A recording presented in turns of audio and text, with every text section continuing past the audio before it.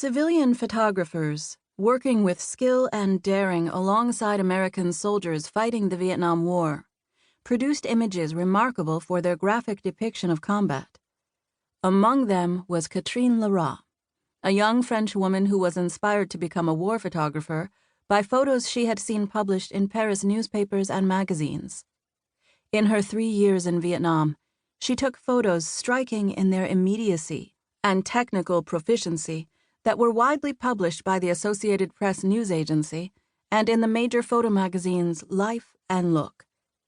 But her contributions to the uniquely voluminous Vietnam War photo archives have been largely overlooked in comparison to the pictures taken by male professional photographers from mainstream news organizations, such as Larry Burroughs, Eddie Adams, Horst Foss, David Kennerly, and Wingong Nick Ut. In the mid-20th century United States, there were growing numbers of professional woman photographers, generally assigned to cover routine news stories at home.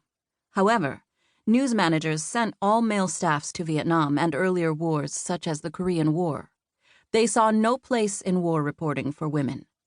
So, Cathy's being in Vietnam was extraordinary. Women simply were not players in photojournalism at the time.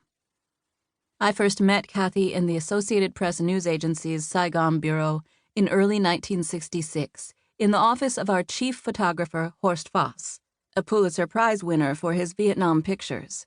He was assembling a team of freelance photographers to meet the growing demand from newspapers for frontline photographs of the war.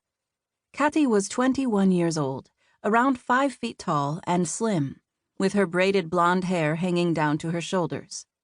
She spoke limited English, but she radiated enthusiasm, and she had an expensive Leica camera that she was just learning to use. Horst Foss was impressed with Cathy's determination and hired her, paying the going rate of $15 American for each of her pictures used by the Associated Press. Cathy faced many dangers as she began covering the war. 2 Associated Press photographers had been killed in action in 1965, as well as the legendary photojournalist Dickie Chappelle, the first American woman journalist.